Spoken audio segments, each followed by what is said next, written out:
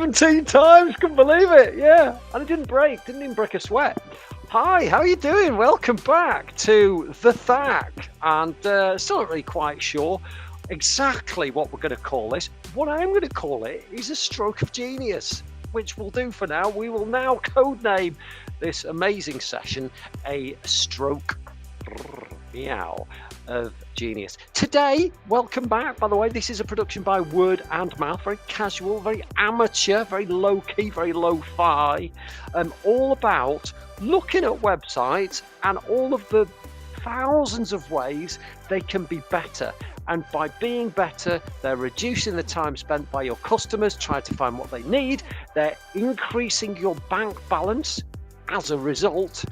What's not to love? So anyway, chime in the chat if you can think of a great name that really sums that up. And if I like it, I'll use it. You won't get a thing except deep joy and fulfillment knowing that you played a part in the continuing success of these digital misadventures. Welcome, Dave at wordandmouth.com. If you want your website to receive the golden touch of so many years experience really fixing websites to make the people that run them happier and making the people that use them smarter, speedier by being simpler.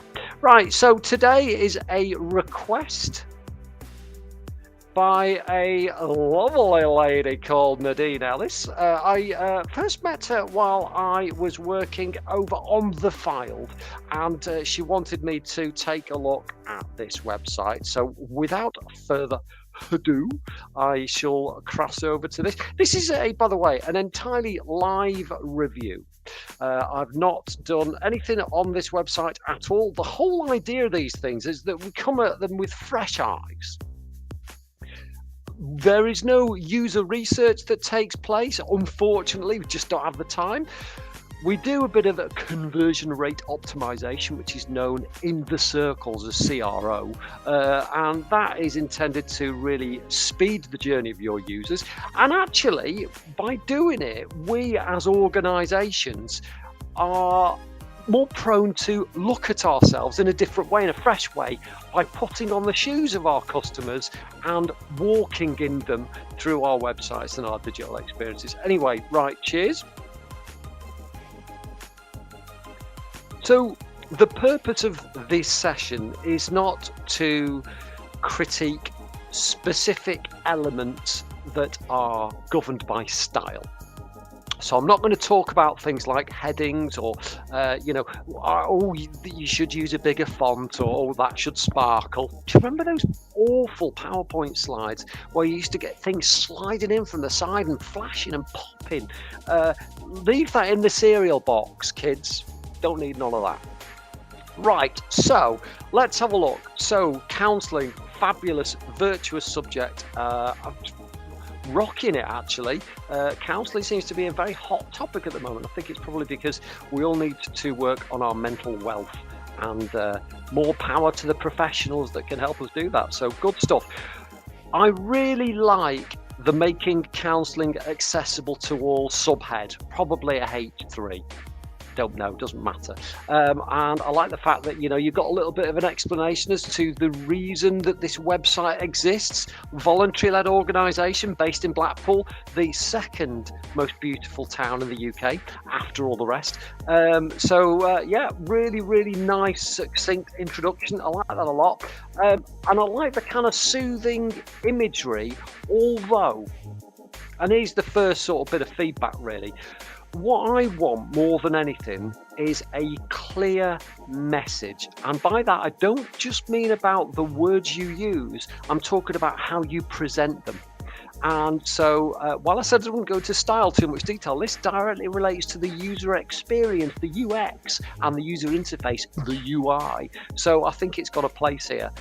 I would, if possible, look to use text that is accessible, so it's very easy to read, and also that is quite soothing as well. So I might want to change the text to a white and actually look for a picture that is more contrasty.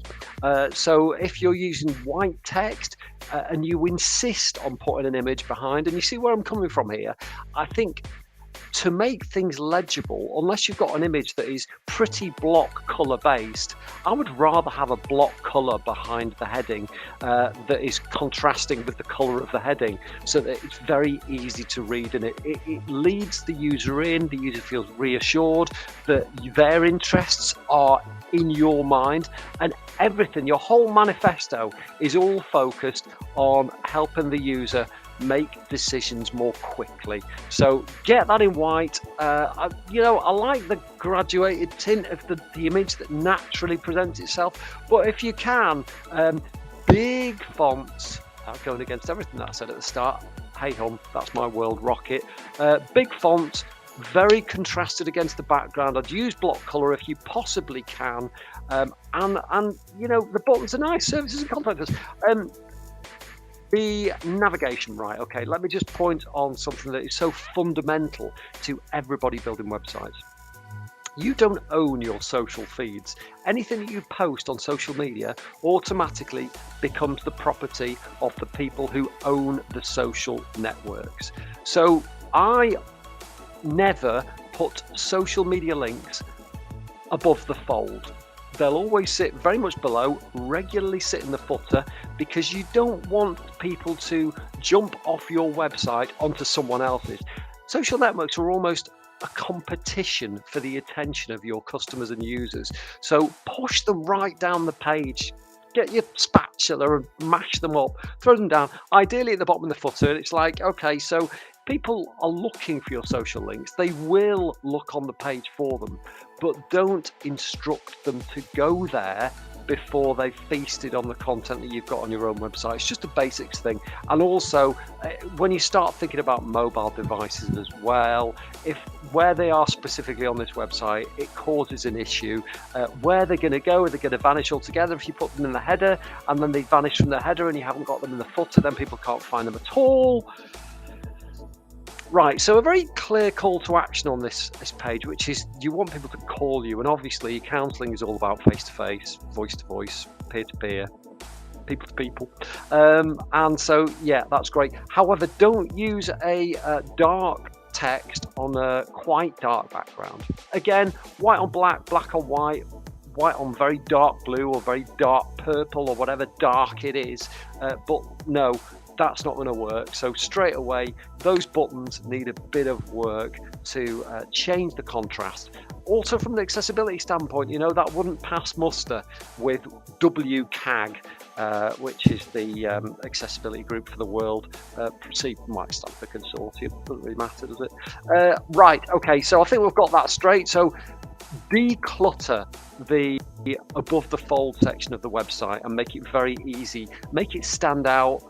Whites against blacks, blacks against whites, colour-wise, dark with a white foreground, or dark foreground with a white or very pale background. And do you know what? The other thing is here we've got all the buttons are all the same colour, and quite difficult to read the text as well. So if you've got one of these areas that you want people to go to first, and I'm guessing you want them to call that telephone number, then make that stand out a little bit more. Or if you want people to click on your services link, I'm not sure why, because what are your services? Nobody knows what the services are. What people know is that, they like the look of you and they want to take the next step. That's why they will call you. Or if not, you want something like somebody, and I haven't looked down the page yet, hopefully we're going to get there. You want somebody telling your ideal prospect why they should choose counselling in the community above any other counselling service in the area. One thing we do know is that this is a very local service, so you have people naturally gravitating towards this service who are based in the Fylde, Blackpool area.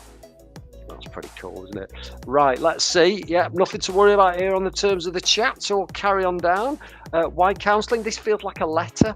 I want this to be a lot less wordy.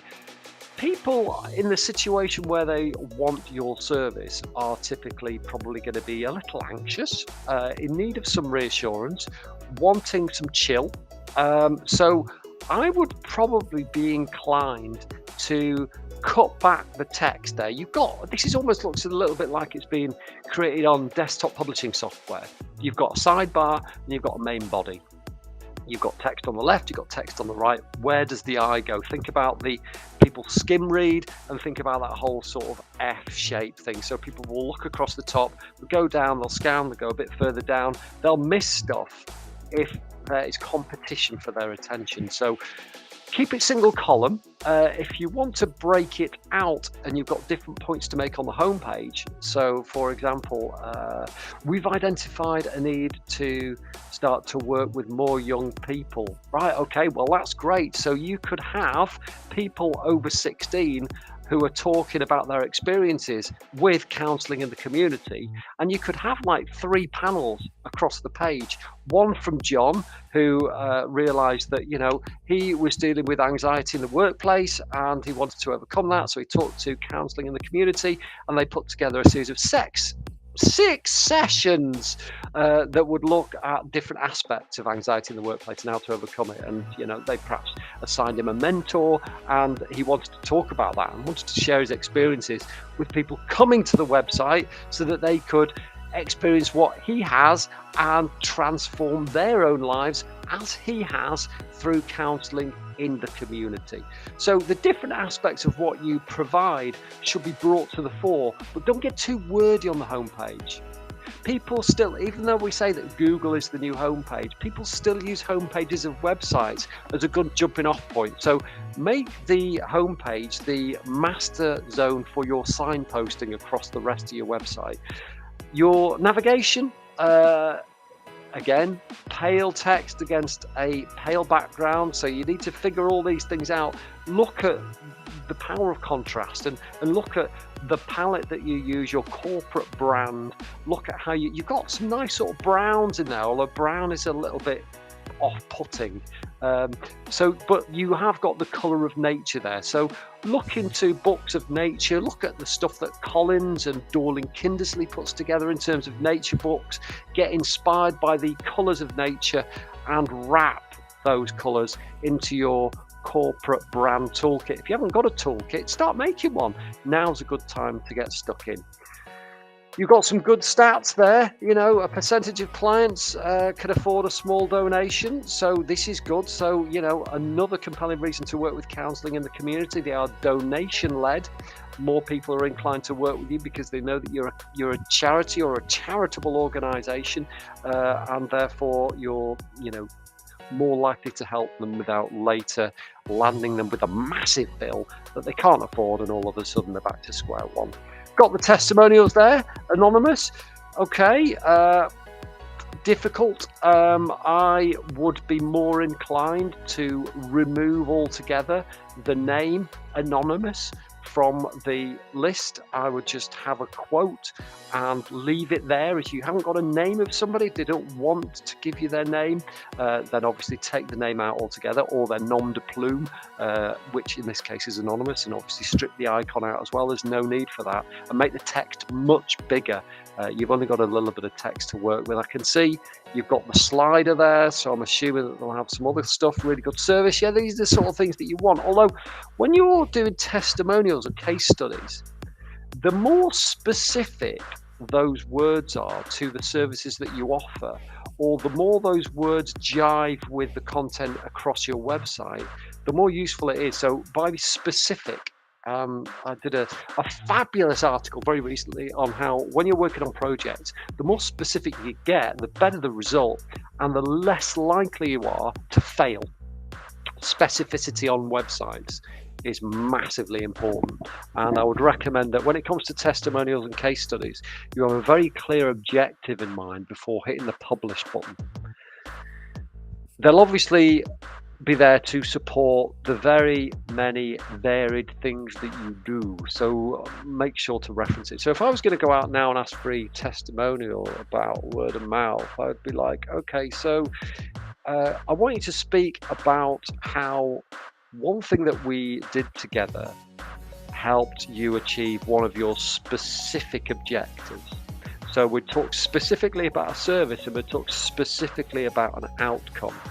And the chances are people reading that testimonial or that single line would be able to empathize with it. They'd be looking at that going, okay, that result kind of aligns to what I'm looking to achieve. So maybe these guys have got experience in specifically what I'm trying to tackle right now, and therefore they are more in alignment with my needs than competitor B.